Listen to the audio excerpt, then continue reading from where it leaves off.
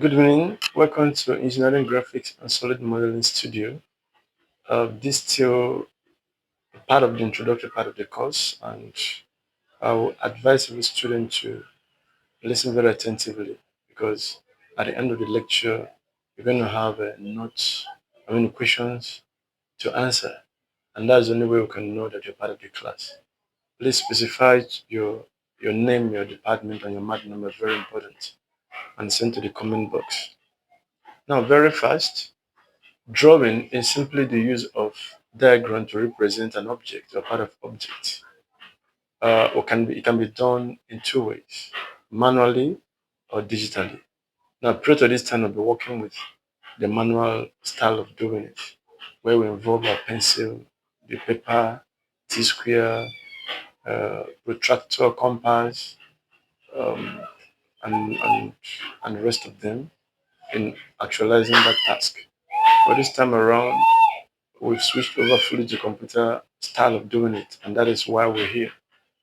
Now, notwithstanding, there are some basic terminologies you keep meeting from time to time as you begin to work, and that is why at this stage of the lecture, I want to deliberate on them so you don't get stuck when you meet them.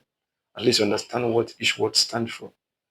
Now, drawing categorically can be classified under two headings. The first one as an artistic.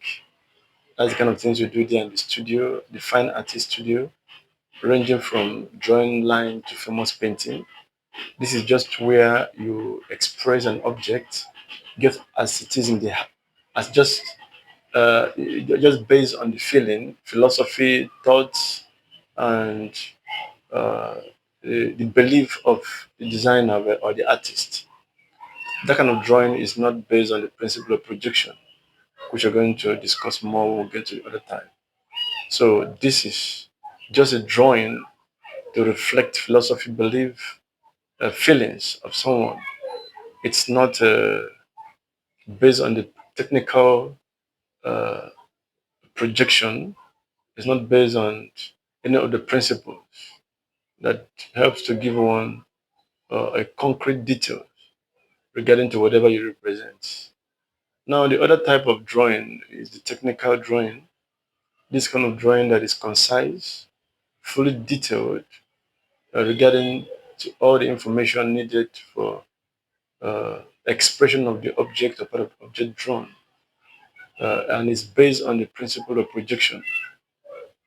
It's usually characterized with specifications of additional features like dimension, scales, limits, and various settings.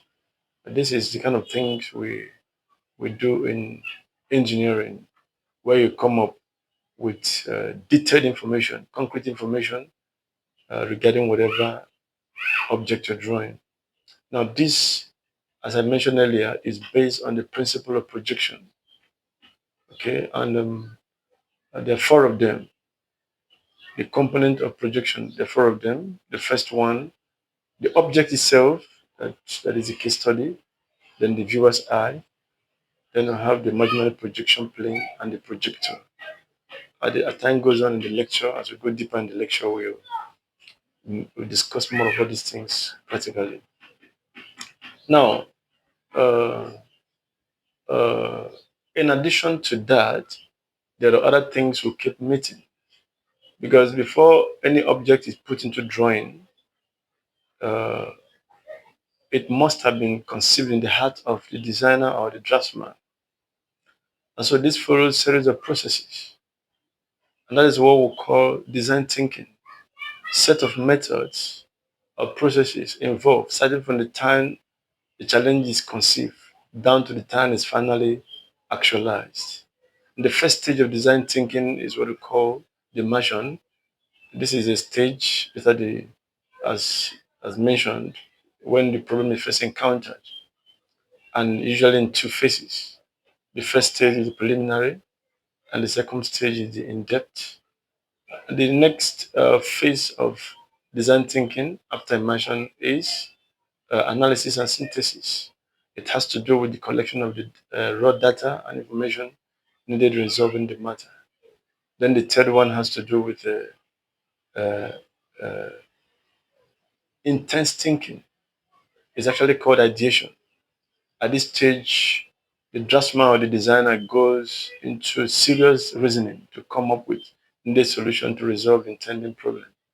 And the final one is the actual implementation of the project, and also going to the extent of demonstrating how the object will perform even before it is produced. And that's called prototyping, very important.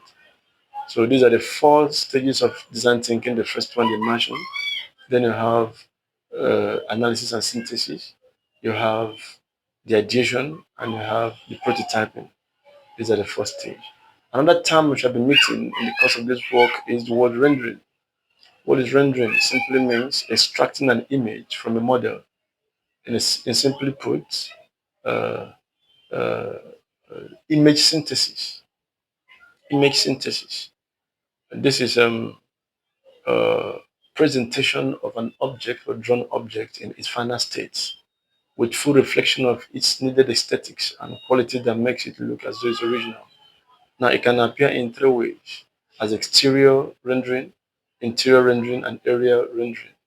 Area has to do with the atmospheric condition as regards to the object. The interior has to do with the state of the object when viewed from the inside.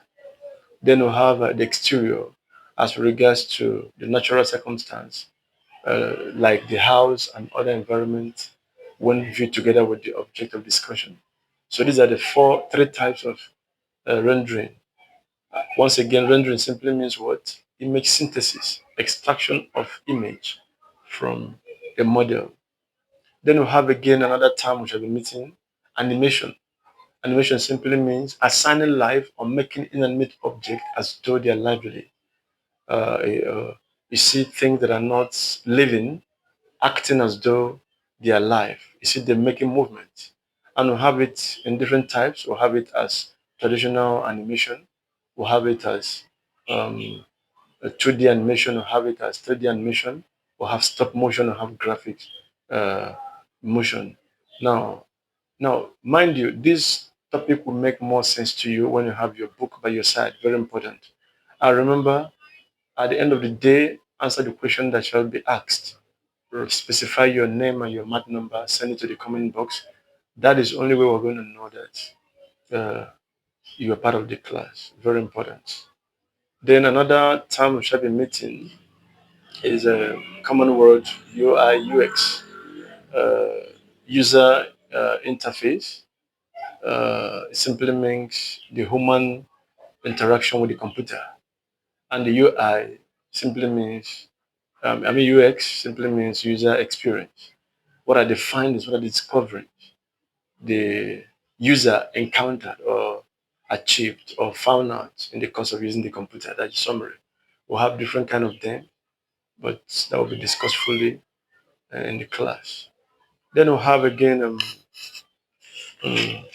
the word title block. Now, this is actually supposed to be the first thing to look into because every technical drawing must be enclosed in a four-sided uh, shape drawing called uh, the title block, of which part of the drawing will provide concrete information regarding to the object drawn, specifying the name, the scale, uh, uh, the date, the organization, and many other information that will be discussed later on.